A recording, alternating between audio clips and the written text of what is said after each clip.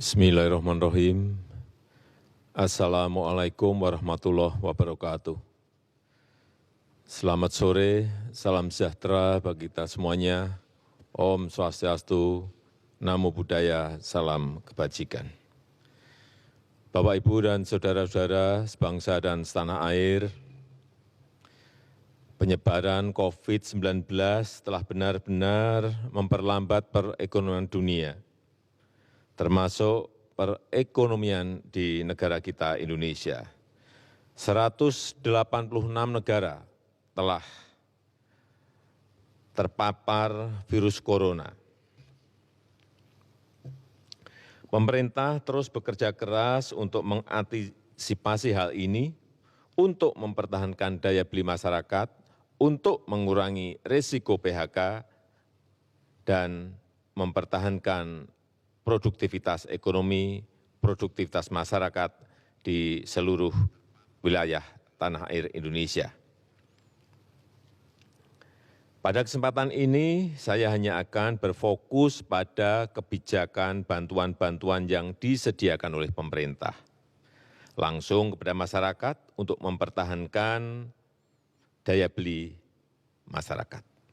Pertama, saya telah perintahkan kepada semua menteri, gubernur, bupati, dan wali kota agar memangkas rencana belanja yang tidak prioritas di APBN maupun di APBD. Anggaran perjalanan dinas, pertemuan-pertemuan yang tidak perlu, dan belanja-belanja lain yang tidak langsung dirasakan oleh masyarakat harus dipangkas.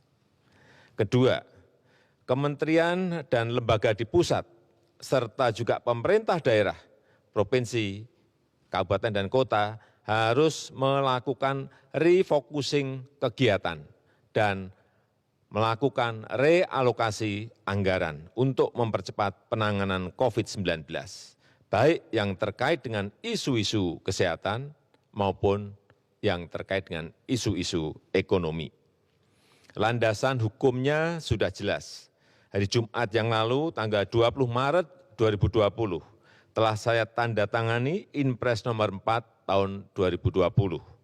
Selain memerintahkan refocusing kegiatan dan relokasi anggaran, Inpres ini juga memerintahkan untuk percepatan pelaksanaan pengadaan barang dan jasa untuk mendukung percepatan penanganan COVID-19.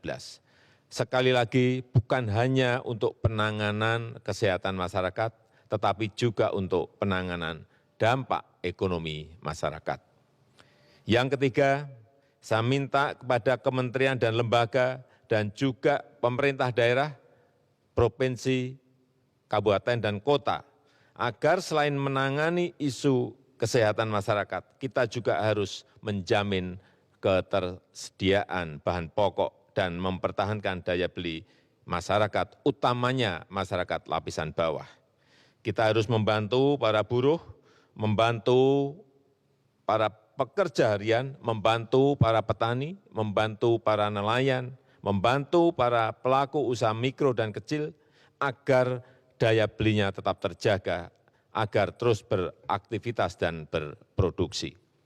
Keempat, saya telah perintahkan agar program padat karya tunai, sekali lagi, program padat karya tunai harus diperbanyak, harus dilipat gandakan dengan tetap mengikuti protokol kesehatan untuk pencegahan dan penularan COVID-19, yaitu dalam bekerja harus menjaga jarak yang aman.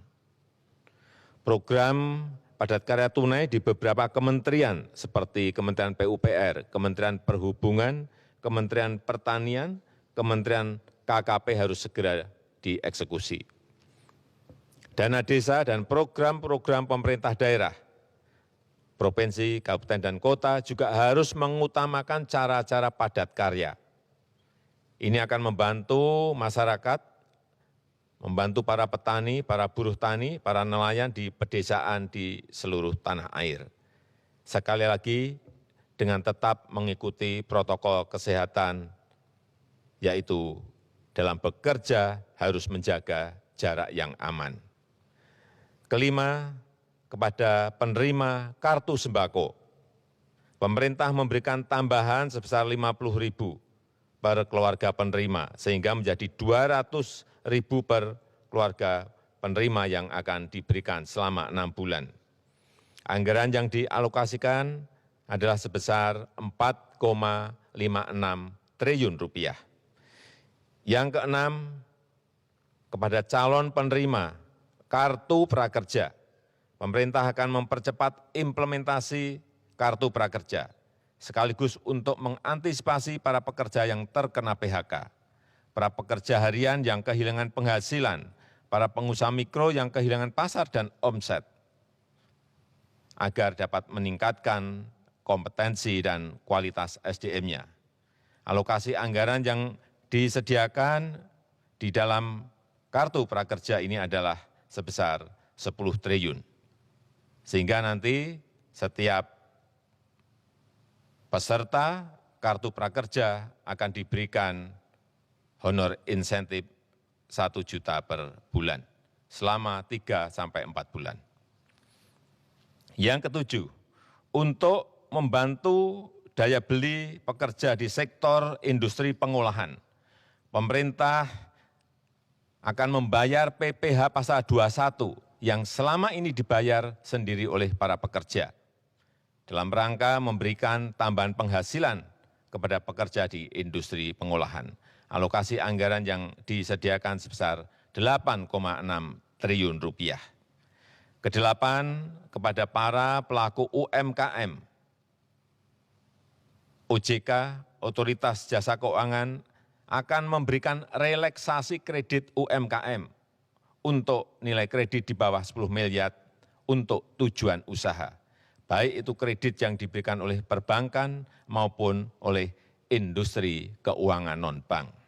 Asalkan digunakan untuk usaha, akan diberikan penurunan bunga dan penundaan cicilan sampai 1 tahun.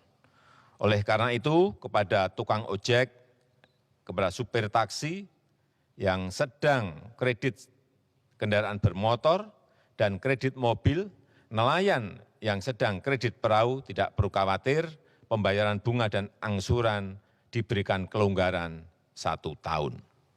Dan pihak perbankan maupun industri keuangan non-bank dilarang mengejar-ngejar angsuran, apalagi menggunakan jasa penagihan atau debt collector.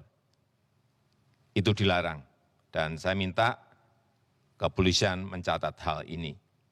Kesembilan, kepada masyarakat berpenghasilan rendah yang sedang melakukan kredit kepemilikan rumah bersubsidi, pemerintah juga memberikan 2 stimulus, yaitu pemerintah memberikan subsidi selisih bunga selama 10 tahun. Jika bunga di atas 5%, maka selisih besaran bunganya akan dibayar pemerintah. Pemerintah juga memberikan subsidi bantuan uang muka bagi yang akan mengambil kredit rumah bersubsidi. Anggaran yang disiapkan 1,5 triliun rupiah. Saya mengajak seluruh jajaran pemerintah, baik di pusat maupun di daerah, sampai ke level kelurahan dan desa, untuk selalu tanggap terhadap situasi kesehatan dan kondisi ekonomi masyarakat. Kita harus kerja keras, kita harus bersatu dan bergotong royong menghadapi tantangan ini.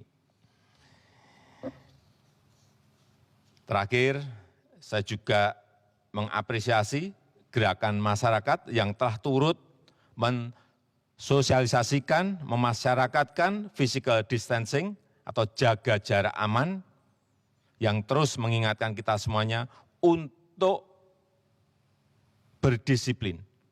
Karena hanya dengan kedisiplinan yang kuat, kita dapat mencegah penyebaran COVID-19.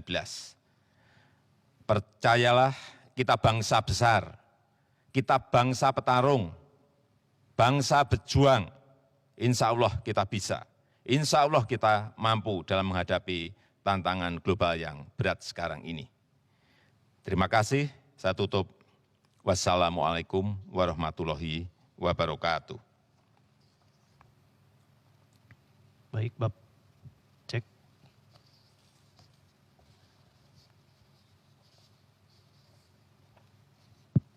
Baik, selamat sore Pak. Ada beberapa pertanyaan dari jurnalis. Yang pertama saya bacakan dari Hani dari LKBN Antara. Pertanyaannya, apakah anggota DPR dan keluarganya perlu melakukan rapid test COVID-19? Tadi pagi saya telah memerintahkan kepada Menteri Kesehatan untuk rapid test yang diprioritaskan adalah dokter dan tenaga medis serta keluarganya terlebih dahulu. Dan juga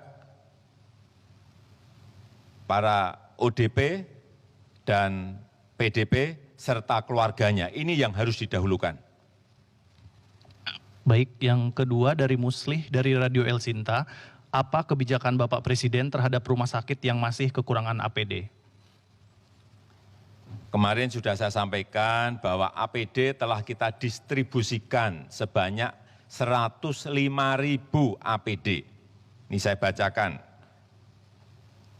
Dikirim kepada Provinsi DKI 40.000. Dikirim ke Provinsi Jawa Barat 15.000. Provinsi Jawa Tengah 10.000.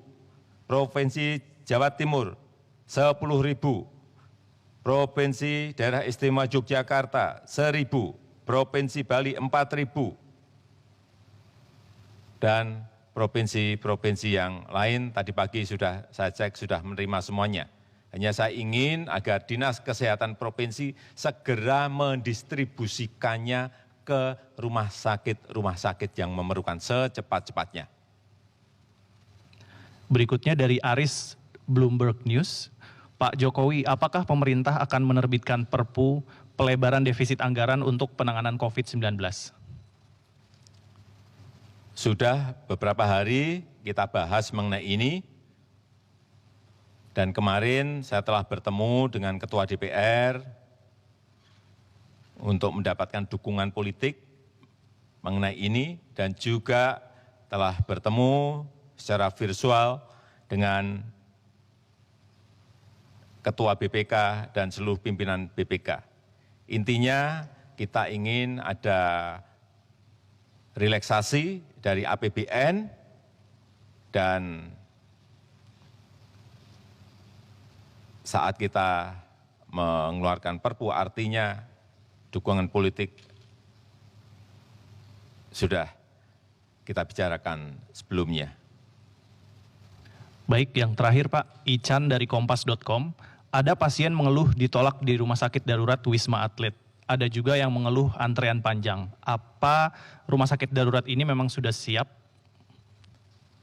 Hasil pengecekan kemarin pagi ke Wisma Atlet untuk rumah sakit darurat corona, saya melihat semuanya siap. Bednya siap, ventilator siap, tenaga medis dan dokternya juga siap. Hanya memang saya melihat masyarakat melihat ini sebagai sebuah alternatif sehingga antusias mereka menuju ke Wisma Atlet.